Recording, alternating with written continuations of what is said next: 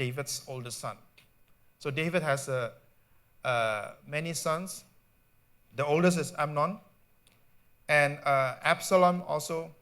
And Absalom has a beautiful sister called Tamar, and Tamar was raped by his half-brother, Amnon. So Absalom immediately has a dual purpose in mind.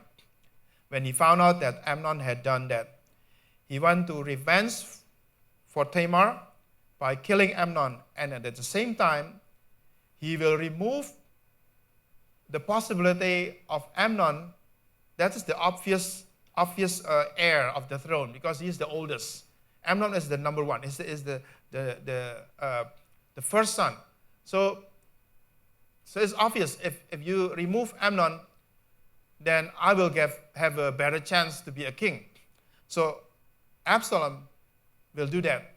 In one strike, he killed Amnon, revenging Tamar, his sister, and also killing Amnon. So we know that this is starting the rebellion. A rebellion was brewing, and then Absalom have to be excluded, and then he could come to Hebron, and then he tried to gather people. Absalom took matters into his own hands, and Absalom built a loyal group of followers.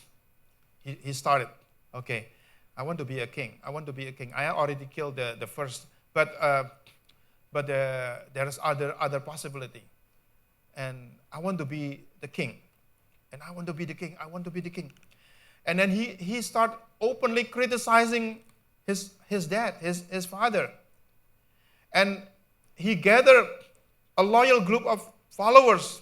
So we know that this started a rebellion and stole the hearts of people. After a time, Absalom determined his movement was strong enough to risk to open a revolt. It looked like as though Absalom would be successful and steal the crown from David, his father. So if you look from here, first is he doesn't believe. He doesn't believe of his father anymore. He disobeyed, grumbling, criticizing openly, challenging the king, rebel, and finally treason. So because of that rebellion, David has no other choice to fight Absalom. And although he didn't want it, his troop had to kill his son Absalom. When that happened, 2 Samuel 18:33 recorded, the king was shaken. He went up to the room over the gateway and wept.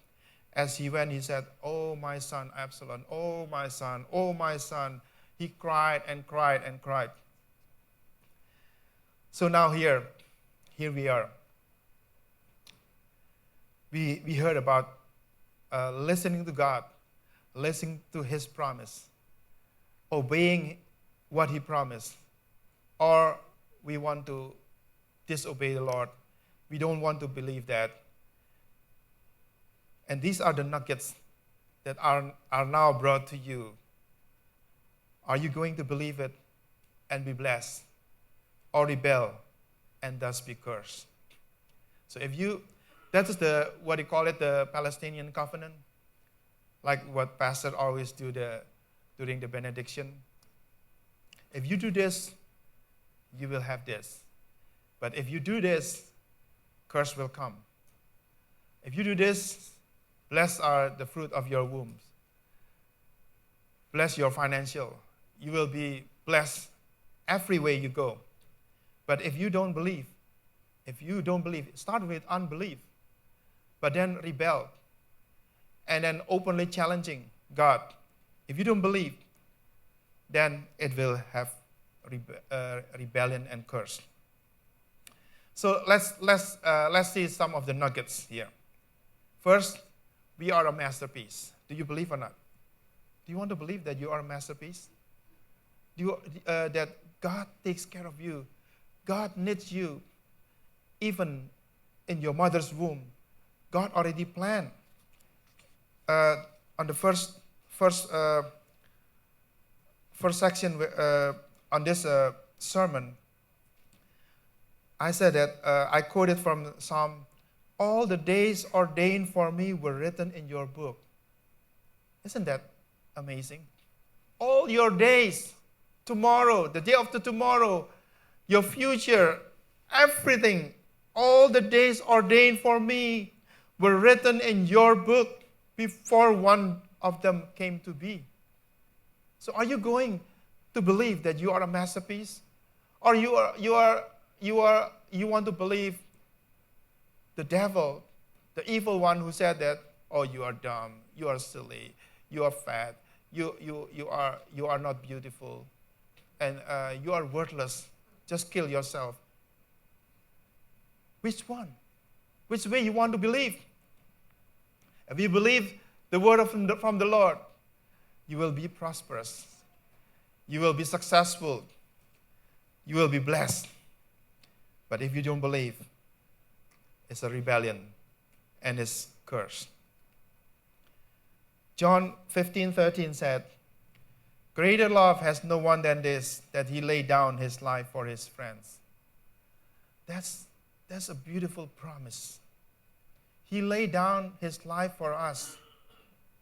Are you going to believe the evil one who said that we are worthless? We cannot be successful in life. We cannot sing. We cannot play music. We cannot learn. We will be unsuccessful to do the math. We are no good in language. We cannot do anything. Are you going to do that? Are you going to believe that? Or you believe that he who has already sacrificed his life for us, will he not give everything that we need? Greater love has no one than this, that he laid down his life for his friends.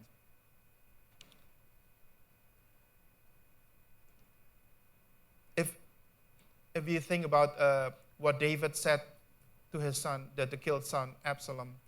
Absalom was my son. I remember that there's one verse, Matthew 23:37. O Jerusalem, Jerusalem, you who kill the prophets and stone those who sent to you, how often I have longed to gather your children together, as a hen gathers her chicks under her wings, but you were not willing. So this is the Lord himself. He saw Jerusalem, Jerusalem from a height.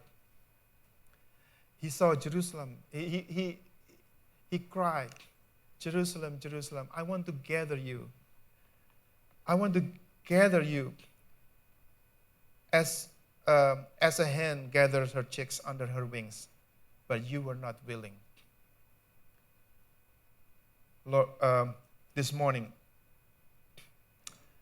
we listen to all these nuggets, all God's promise. I want to give some more nuggets. You want to believe, and you will be blessed, or you don't want to believe, and you don't enjoy the blessing. The Lord bless you through the law of sowing and reaping. Ibu Mutia already talked about this a couple of weeks ago. You heard about the message of tithing. Tithing is not God's way to take your money. Tithing is God's way to bless you. Because there's a law of sowing and reaping. If you sow, you will reap. So either you want to obey or you want to rebel. It's up to you. It's up to us. If we want to obey, I have no interest in stressing this, but I just want to have everybody here receive the blessing from the Lord.